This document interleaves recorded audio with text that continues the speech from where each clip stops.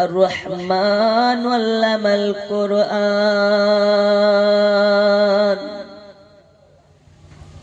আল্লাহ তাআলা তাআলার হাবিবকে কোরআন শিখিয়েছে। আল্লাহ তাআলা তাআলার হাবিবকে শিক্ষা দিয়েছেন। আল্লাহ যাকে জ্ঞান দেয়, আল্লাহ যার শিক্ষক হয়ে যায়, ওই ব্যক্তির সঙ্গে কারো তুলনা করা যাবে যাবে আরে দুপাতা পড়া মৌলবী যারা বলো নবী আমাদের মতো, তাদের জন্য আজকে ওয়াজ হবে টাটকা এবং গরম।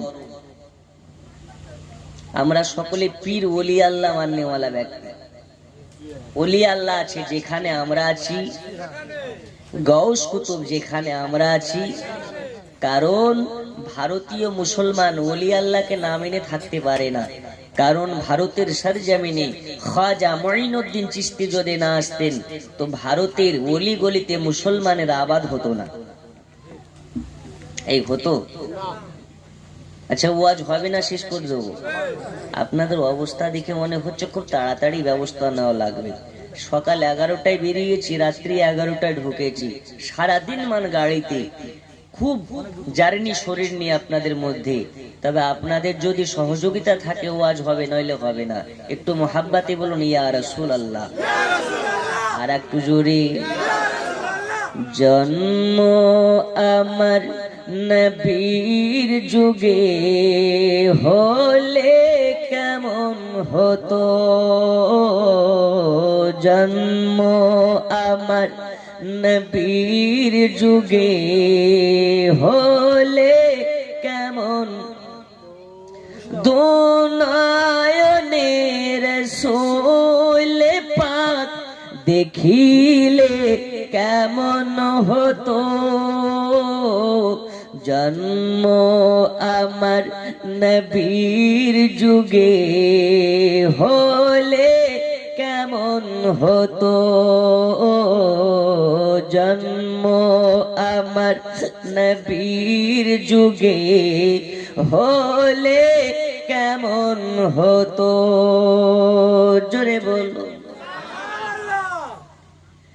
আসতো ভেসে হাজিরাতে বিলালের মধুর জান, যে আজানে ছিল এমনই প্রেম মুগ্ধ রহমান। আসতো ভেসে হাজিরাতে বিলালের মধুর জান, যে আজানে ছিল এমনই প্রেম মুগ্ধ রহমান। দয়াল নবীর পিছে নামাজ পড়িলে কেমন হতো, দয়াল নবীর পিছে নামাজ পড়িলে কেমন হতো, দুনয়নে রাসূল পাক দেখিলে কেমন হতো, জন্ম আমার নবীর যুগে হলে কেমন হতো, জন্ম আমার নবীর যুগে হলে কেমন হতো। জোরে কান সুবহানাল্লাহ। আচ্ছা নবীর যুগে জন্ম হলে ভালো হতো না খারাপ হতো? বাবা আমার সোনা মানিকেরা, আল্লাহর হাবিব সাল্লাল্লাহু আলাইহি ওয়াসাল্লাম জানিয়ে দিলেন, মান যারা কাবিরি ওয়াজাবাত লাহু শাফাতি, যে আমার মাজার শরীফকে জিয়ারত করে নেবে, আমি নবী আমার জন্য তাকে শাফায়াত করা ওয়াজিব হয়ে যাবে। তাহলে যদি নবীর মাজার জিয়ারত করার কারণে নবীর জন্য আপনাকে সাফায়াত ওয়াজিব হয়ে যায়। ওই নবীকে মহাব্বত করতে পারলে আল্লাহ তাআলা আপনার জিন্দেগির পাহাড় পাহাড় গুনাহকে মাফ করে দেবে।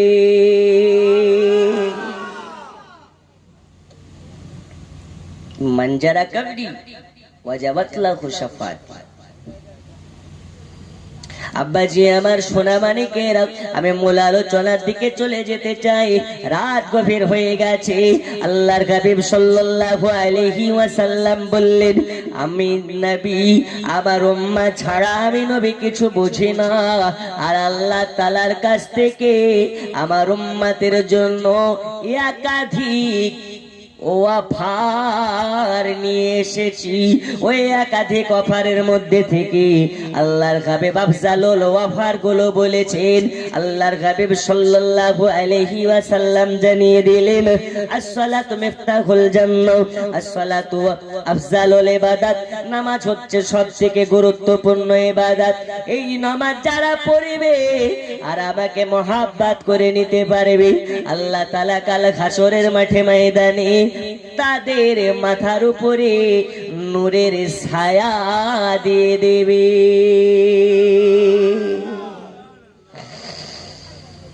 কিসের ছায়া দেবে? নূরের। এ বাবা সোনা মানিকেরা, নবী মুহাব্বত কেমন করে করতে হবে? এই নবী কোন নবী? যেই নবীর হাতে আল্লাহ তুলেছেন জান্নাতের চাবি। আল্লাহ বললেন, হাবিব, जन्नत बनाने वाला हूँ मैं और जन्नत का मालिक है आपने। ओगो दोस्तों नबी আমি জান্নাত বানিয়েছি কিন্তু জান্নাতের মালিক আপনাকে করেছি। এই কারণে হাদিস শরীফের মধ্যে বলা হয়েছে ওয়াল্লাহু ইউতি ইন্না মাআনা কাসিম, আল্লাহ ने देने वाला और मुस्तफा ने दिलाने वाला। जोरे बोलो, अल्लाह देने वाला और मुस्तफा ने दिलाने वाला। আল্লাহর কাজ দেওয়া আর রাসূলুল্লাহর কাজ হচ্ছে মানুষের মধ্যে বিতরণ করে দেওয়া। জোরে বলুন, আর একটু জোরে। ওই নবী কোন নবী? ওই নবীর শান শৌকত কতটা। এই দুনিয়া থেকে আমরা সারা জিন্দেগির জন্য থাকার জন্য এসেছি না মরা লাগবে? মৃত্যু অনিবার্য। কুল্লু নাফসিন যায়িকাতুল মাউত। আল্লাহ যাকে জান দিয়েছে মৃত্যু তার অনিবার্য। একদিন সবাই চলে যাবে। আল্লাহ তাআলা জানিয়ে দিলেন দুনিয়ার বুকে আদম বানিয়েছি, আদম চলে গেছে। মুসাকে পাঠিয়েছি, মুসাও চলে গেছে। ইব্রাহিম খলিলুল্লাহকে পাঠিয়েছি, ইব্রাহিম খলিলুল্লাহ চলে গেছে। এইরকম ভাবে 1,24,000 নবীগণ পয়গম্বরগণকে পাঠিয়েছি। সবাইকে ইন্তেকাল বরণ করা লেগেছে, সবাইকে মৃত্যুর সাত চাকা লেগেছে। দুনিয়াবাসী একদিন তোমাদেরকেও চলে আসা লাগবে ওই গহীন কবরে। ওই কবরে আসার আগা পর্যন্ত তোমরা খাঁটি মুমিন হয়ে যাও। কি মুমিন হতে হবে? খাঁটি মুমিন। দাড়ি কাটা মুমিন নয়, নামাজ কাজা করা মুমিন নয়, হজের টাকা থাকতেও হজ না করার মুমিন নয়, মা বাবাকে ভাত দেয় না, এ কোনদিন মুমিন হতে পারে না। আল্লাহর হাবিব সাল্লাল্লাহু আলাইহি ওয়াসাল্লাম কোন মুমিন হতে বলেছেন? হে বাবা সোনা মানিকেরা, আল্লাহর হাবিব সাল্লাল্লাহু আলাইহি ওয়াসাল্লাম বলেছেন ওই রকম মুমিন হয়ে যাও যেভাবে আবু বকর সিদ্দিক হয়েছে, যেভাবে ওমর ফারুক হয়েছে, যেভাবে আলী মুর্তজা হয়েছে, যেভাবে উসমানে গনি হয়েছে। তোমরা যদি তাদের মতন নিজের লাইফ স্টাইল করে নিতে পারো, তাদের মতন জীবন যাপন করে নিতে পারো, আল্লাহ তাআলা তোমাদের জন্য একটা বড় বড় উপহার রেখেছেন, বড় বড় আপনার কেনা পুরস্কার রেখেছেন। আমার সোনা মানিকেরা, আলোচনার মূল বিষয় হলো তাহলে আমাদেরকে মৃত্যুর আগে পর্যন্ত ওই রকম মুমিন সালেহীন হওয়া লাগবে। তার আগে আপনাকে বলি, আমরা হলাম আখেরি জামানার পয়গম্বরের উম্মত। যেই নবীর শান বর্ণনা যদি করতে লাগি আপনি অবাক হয়ে যাবেন। এ বাবা সোনা মানিকেরা, আল্লাহর হাবিব সাল্লাল্লাহু আলাইহি ওয়াসাল্লামের ওয়াফাতের আলোচনার মধ্যে বর্ণনা করা হচ্ছে আপনার আমার নবীজির ইন্তেকালের 4 দিনের আপনার কিনা আগের ঘটনা। কয়দিন আগে? 4 দিন আগে নবী আমার ওয়াফাত হয়ে যাবেন। তার 4 দিন আগের ঘটনা, নবী আমার অসুস্থ হয়ে বিছানায় আরাম করে। দরওয়াজায় কে যেন একজন চলে এসেছি, খটখট করে আওয়াজ দেয়। নবী আমার ভিতরে তাদেরকে ডাকলেন, একজন চলে আসলেন যার নাম হলো জিবরিল আলাইহিস সালাম।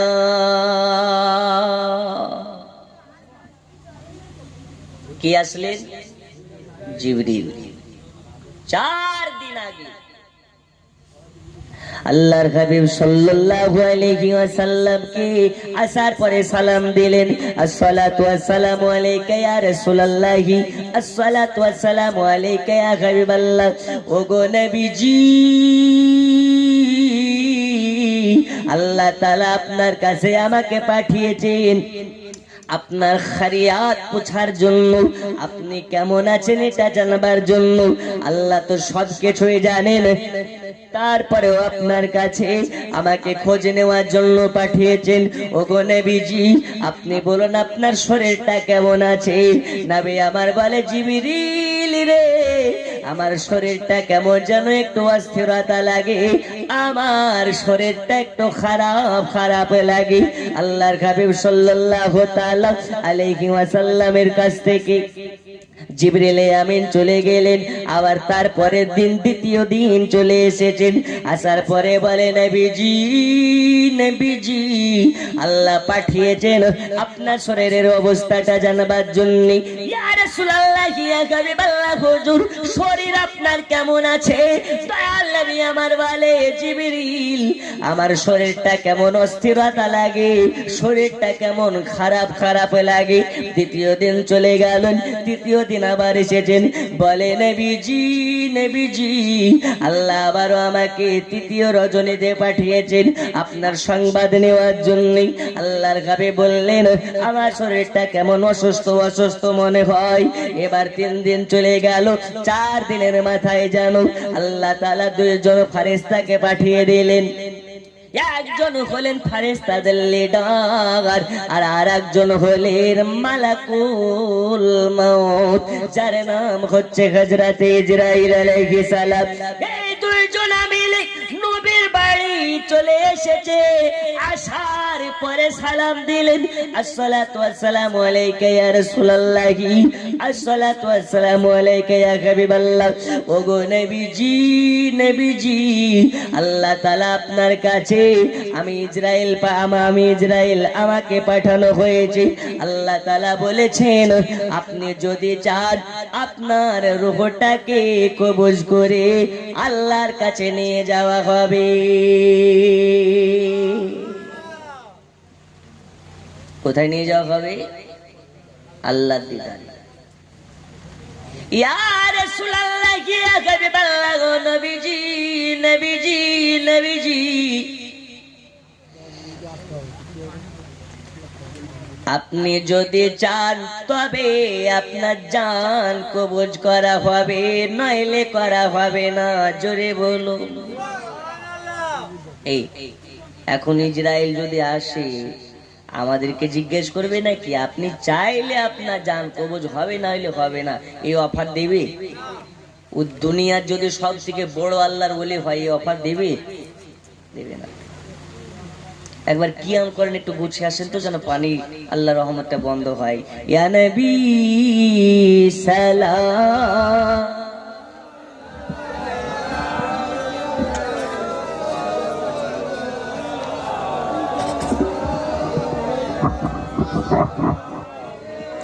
সকলে গুছিয়ে আসুন। ইয়া হাবিব সালাম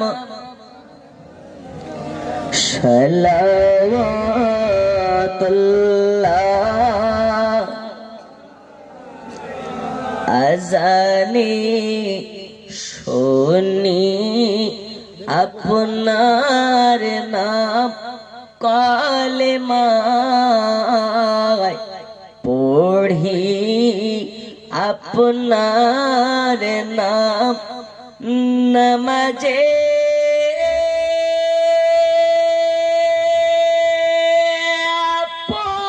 আপনাকে সালাম, আপনি যে নূরে মুজাসসাম ইয়া নবী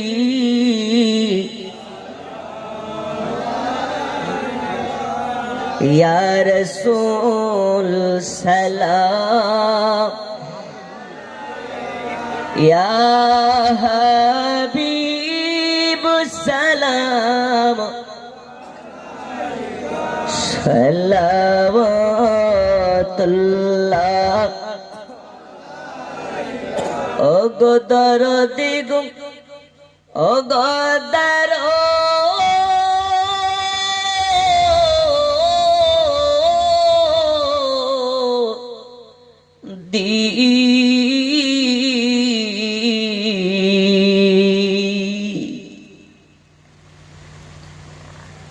তাই ফের দুষ্ট ছেলেরা নবীকে পাগল বলিয়া মারিল পাথর ছড়িয়া, উঠিল আরশ কাঁপিয়া ইয়া নবী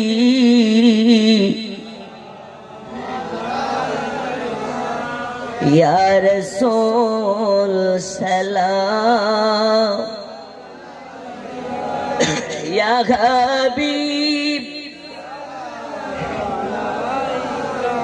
সালাওয়াতুল্লাহ। গুছিয়ে গুছিয়ে বসুন। আসসালাতু ওয়াসসালামু আলাইকা ইয়া রাসূলুল্লাহ, আসসালাতু ওয়াসসালামু আলাইকা, আসসালাতু ওয়াসসালামু আলাইকা ইয়া নূরাম মিন নূরিল্লাহ, ওয়ালাগাল উলা বিকামালিহি কাশাফা তুজা বিজামালিহি হাসনাত জামিউ খিসালিহি সাল্লু আলাইহি ওয়া আলিহি আল্লাহুম্মা সাল্লি আলা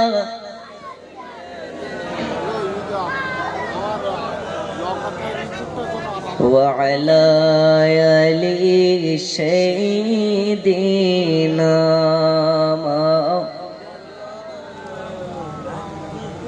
আর জোরে ওয়া আলা আলি।